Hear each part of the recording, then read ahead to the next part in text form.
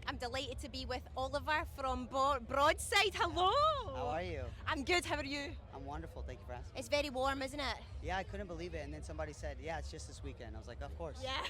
You don't get this in Scotland, where I'm from.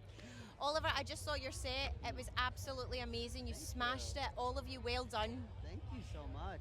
So my first question, Oliver, is the album Nowhere at Last. If you were to describe that in one word, what would it be? I would just put the word nowhere. The concept of the album is our 5th album, and the idea of being nowhere is the state of bliss, having nothing to do, having no one to entertain and no one to seek the validation from. It's the embodiment of just being adults, still making music, and still lucky enough to have people that consume the art and having a place for it to land. I love that. I love that. So I know the album, it leans into uncertainty rather than resolution. Yeah. Was that, when you were making this album, was that uncomfortable at any point, or was it more like freeing?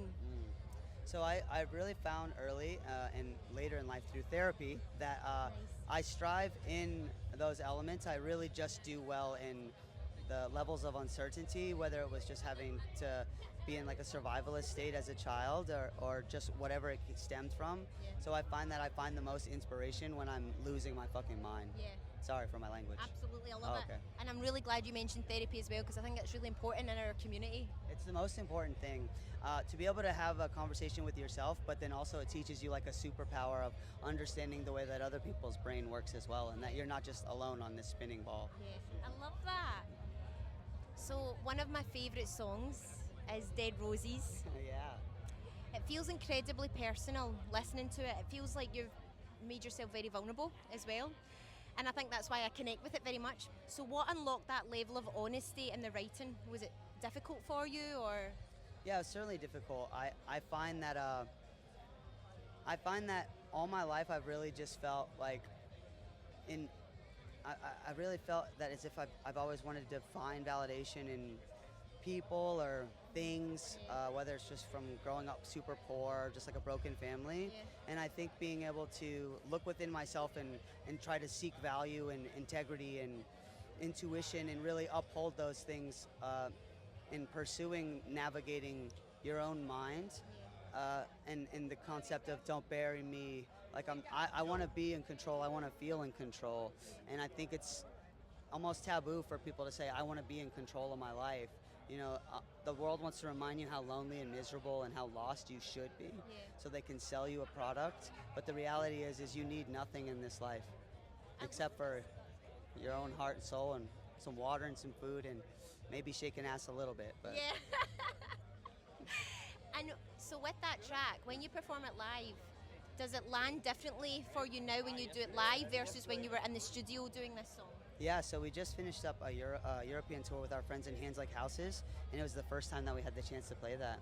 So I played it 7 times, and 5 out of 7 I've almost cried. It's different because it does feel as if it's connecting with people. It does. And it's a sense of like, it's bigger than like marketing or like, yeah, we're emotional and this and that. It is a sense of like, I was able and allowed myself to have that conversation and to understand the power of conversation and art and how it translates. So to see it kind of manifest right in front of me, it is overwhelming. Like the other night I called my mom and spent a lot of money on data just FaceTiming her, but I just wanted to remind her, that I'm super proud of her, you know, because it's moments like that where you realize like I feel good. I was so nervous about this, but I would be nothing without her integrity and devotion to just making it happen, you know. So I don't know, it shows me a lot about myself. Yeah. And, do you know, that's the power of music, isn't it? How it connects people, and I think a track like that, it's like universal because we've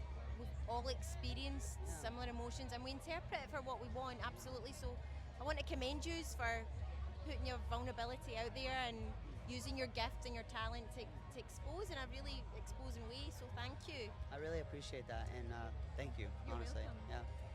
Do you find that songwriting helps you sort of, you know, you mentioned about going to therapy, so does songwriting help? Is it that way of like releasing, getting your thoughts out, handling your emotions? Does it help? Absolutely. I think majority of my life I was just wanting to be heard and just wanting to have the ability to translate the pain. And I think I stumbled forward blindly into music, and it just kept working. And then I think only now, 12 years in, am I able to like embrace the things that people are saying to me, because I'm starting to meet the fans of the band's children, and I'm meeting people that were like, oh, I fell in love with this person 6 years ago and now we have a child and whatnot. And it's like, whether that's your end goal or whatever it is that you want out of this life, I think the idea that seeing other people just keep pushing through, it's such a beautiful sentiment. And yet it's not because they bought a shirt or consumed a song or thought that I was, you know, super cool or whatever. It's in this sense of like, I connected with you, and all it was a song at that point. But now it's more of like it's a translated language. It's like we get each other. You don't even need words. It just it's music speaks. Yeah, especially like in other countries, it's kind of mind numbing. Yeah. I love this. This is such a great chat. Thank you so much. Did any song surprise you of how they've evolved from like demo to final version? Yeah, our song I Think They Know, the first single off the album. Yeah, like we were really like, this is such a badass song. It has like so much like really sick production. It has like all of our influence into it. And we, for a while, we were like, shit, do we like continue to write and pursue down the lane, which we can see, you go on Spotify and you see what works? Or do you keep trying to push in and make bigger sounding songs with your hope of filling bigger rooms? And so, you know, we were gonna put out Dead Roses as our first single, but we felt as if, because it felt like that would be the one that conveyed with the fans, but I really wanted to do something that was just like, let's show people that we're artists and that we are actively taking a stance with like, we want to grow and people are going to like that. And it paid off. Like the song's done well, and it really allowed us to feel comfortable, because we were like, oh shit, now they're going to like the rest of the album. Because we were a little scared, like, oh, are people just going to be like, who do they think they are? Now I don't feel like I have to prove anything. No, and this is one of my final questions, Oliver. It's my favourite question I ask everyone I meet. So I go by the nickname Sunshine Weezy, and it's because I like to spread sunshine wherever I go, in the sense of like mental health, you know, whether it's like a phrase or a message. So what would your sunshine be for anyone listening right now? My sunshine would be, I would call myself Perseverance Ollie. Yeah, because all of my lyrics come down to reminding you that, you know, you're going to be told every single day that you need something and that you're worthless, because the more worthless you feel, the more liable you are to buy, consume, and be led.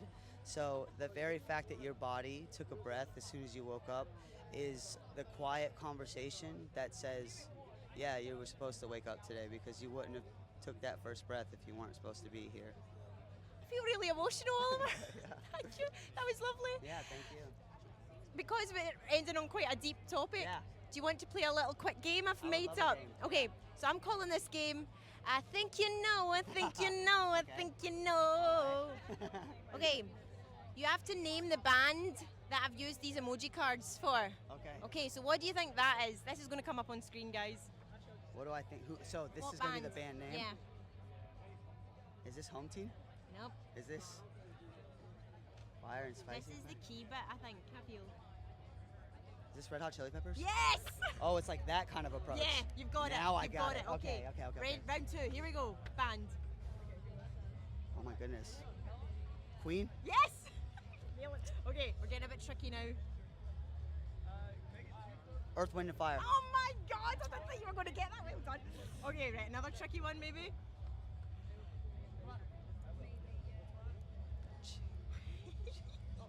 Chain. Oh my goodness. Link painting. Link. Oh my goodness. Link. Chain. Oh, you said the first word there. Link. Link. Linkin Park. Yes. Okay, final one. Okay. Oh my God. This is not, okay, what is this? Hammer Pumpkin. Smashing Pumpkins. Yes! Well done. Sick, good dude. job. Dude. Thank you so much. Thank you, Ollie. It's been lovely to chat with you. And listen, thank you so much for what you do and the music you put out there. And persevere, Ollie. Persevere. Can I just say, I'm really actually proud of you, and I'm actually like very happy that you are so willing to communicate about these things, and that it's not just like a transaction, that it's more of like a talking as humans who have dealt with shit. So I appreciate you. Thank you. you. Thank you. Thank you so much. Yeah. Thank you.